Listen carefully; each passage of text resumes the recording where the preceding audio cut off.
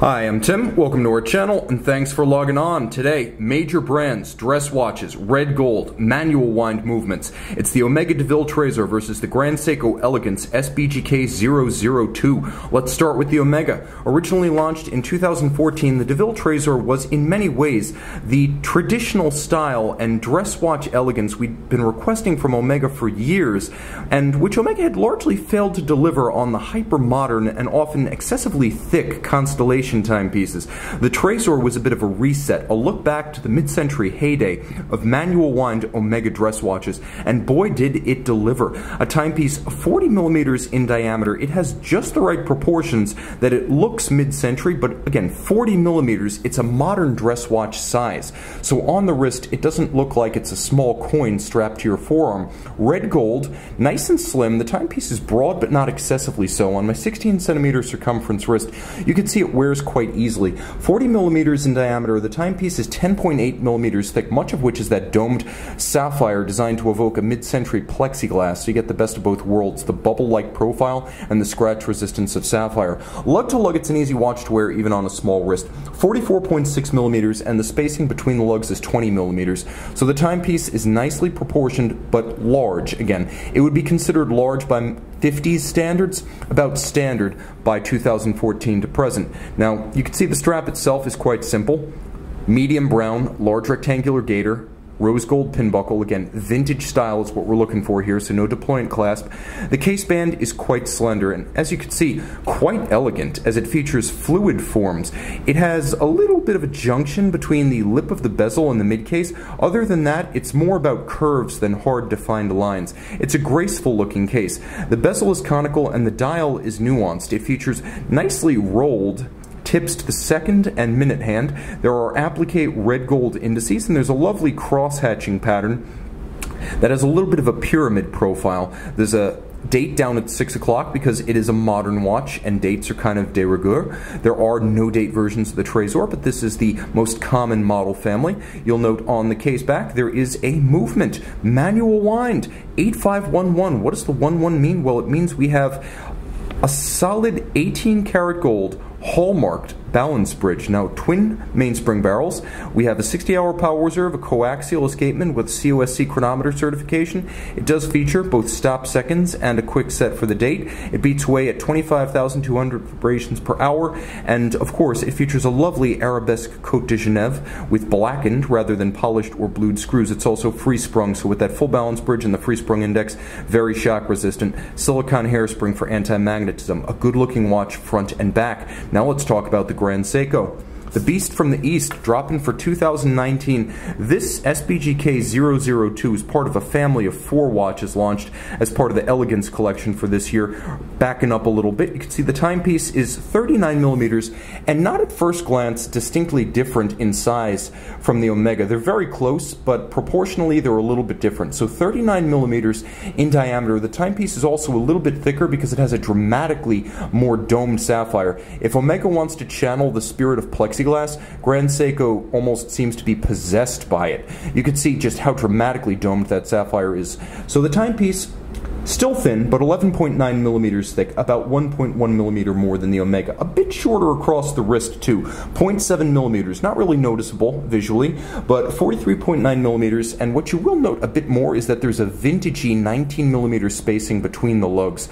Now there are 2 gorgeous Urushi lacquer dial versions of the new Elegance collection manual winds. This is one of them. This one features the Iwateyama dial that's designed to create the appearance of a snow scatter, as you might see on the namesake Mount Iwate in northern Japan. So we'll look at that up close in just a moment, but first let's talk about the strap. One feather in the Omega's cap.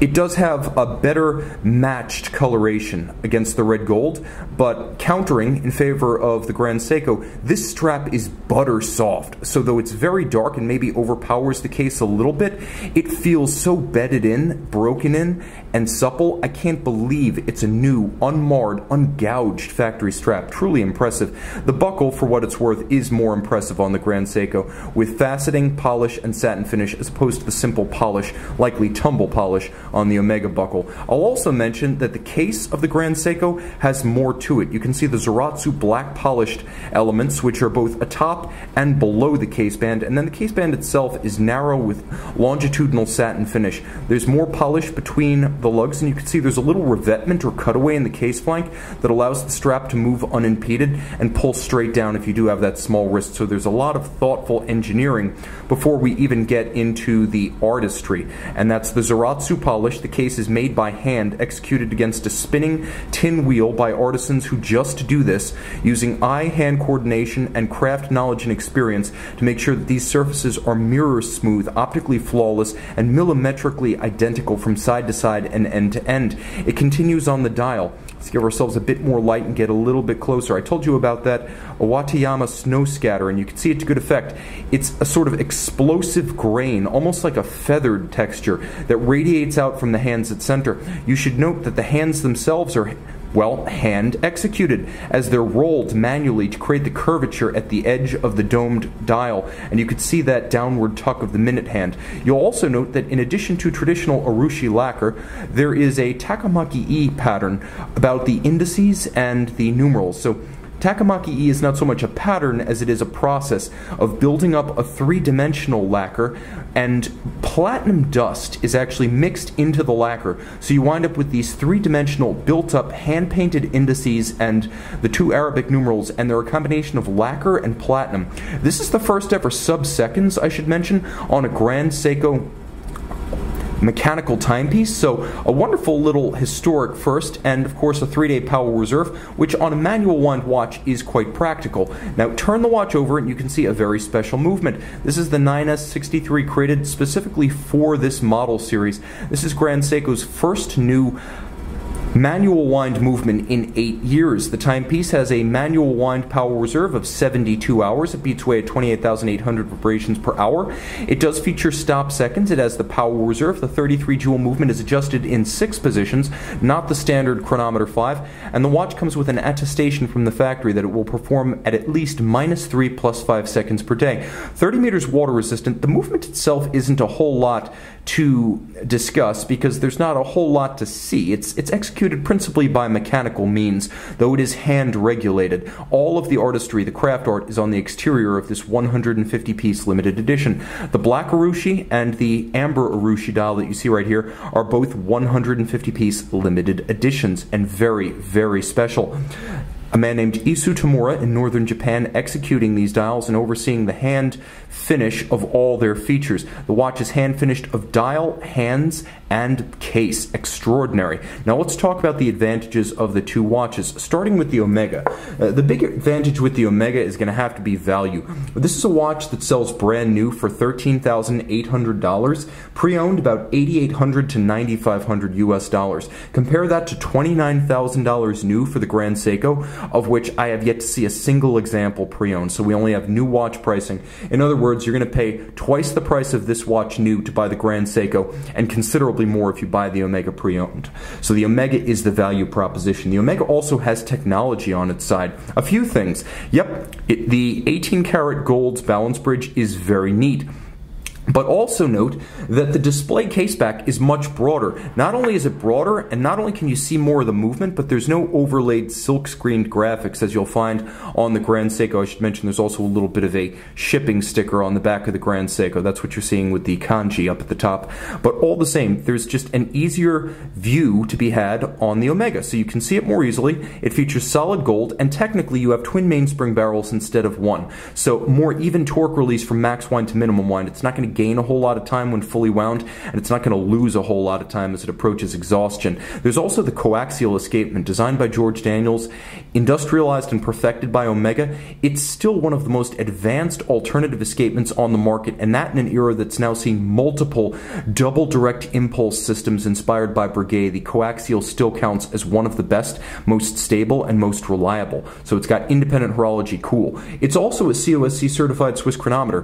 While Grand Seiko attests tests that its watches will run -3, +5 or better per 24 hours, it doesn't actually submit the watches to any kind of a third-party test. Omega does. And it's worth mentioning that Omega features both a free-sprung index and a full bridge for shock resistance. The Grand Seiko has neither. Omega has a silicone hairspring for anti-magnetism, effectively amagnetic, as it can withstand 1.5 Tesla, which is a huge hit. So the Omega technically superior. The Omega also featuring something that you're going to love or loathe, and that is the date. The date is something that some folks will not do without, other folks cannot conscience on a simple dress watch. I'll also mention that in addition to the date, there's a stealthy feature for you world wanderers. If you travel, there is a feature that will let you hack the seconds. If you prefer, you can engage the intermediate setting position, and now you can actually set the hour hand without stopping the watch. You can even move the date forward or backwards without stopping the watch or damaging the movement. So technically speaking, there's a lot to like, and if you want a date on your watch, between these two, the Omega is the only game. The Omega is slimmer. The timepiece 10.8 millimeters versus 11.9 for the Grand Seiko. It's not a huge deal, but you will notice it. And since these are dress watches, slimness counts and less is more.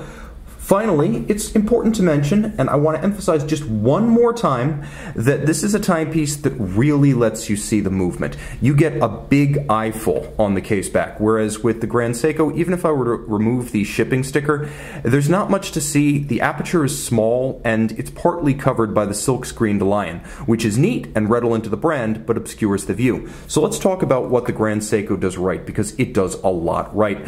Also, let me remove my fingerprints because it's just not fair. The Grand Seiko is hand-finished art, handmade art. From the manually rolled curvature to the red gold hands to the Iwateyama dial featuring both take-maki-e and Urushi lacquer, the lacquer created from native Japanese trees in the north. This is craft art at its best. You will not find anything more distinguished or imposing at Patek Philippe. This is as good as it gets in the world of handcraft, and it continues externally, where the Zaratsu tin plate polish of the case on Zalitz machines delivers something that is both more interesting in form than the Omega and more beautiful in detail. So this is a hand-finished work of art. The Omega, simply a technical masterpiece. This is a true masterpiece, as an artist would define it. I'll also mention that this is a watch that features no date, whereas a power reserve makes sense on a manual wind watch, and it's welcome as a presence to counterbalance the constant seconds. There's no date here, and many would argue no need for one.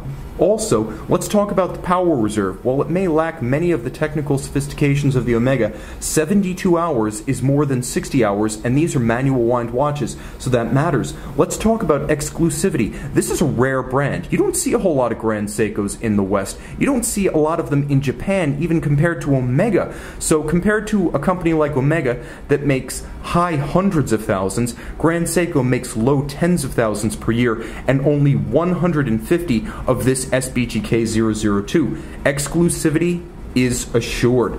Finally, let's talk about the case design and the crystal, because they deserve one more mention. Look at that lovely double dome profile sapphire. That is far more beautiful than the simple box section sapphire that you get on the Omega. It looks good at all, and let me maybe give us a little bit less light so you can see it in definition. It looks good, but it looks like a sapphire, whereas the sapphire on the Grand Seiko looks like a plexiglass, and once again you have the complexity of that case, top, bottom, middle, bezel, compared to the relatively simple and relatively mechanical execution of the Omega. So which of these two do I choose for myself? Cost no object, this is an easy decision. I choose the Grand Seiko. But if money were a factor, I would choose the SBGK005 in steel. $7,400 versus $39,000 for this watch. It features the blue Iwateyama dial, not in Urushi lacquer, but in the same gorgeous form you see here with the same 9S63 movement and the same Zaratsu finished case profile and details. So while the Omega is technically accomplished and elegant on the wrist, the Grand Seiko, quite simply, is sublime. You appreciate the Omega, but at least if you're me, you fall in love with the Grand Seiko, and it's my choice between these two. Let me know your choice in the comments below.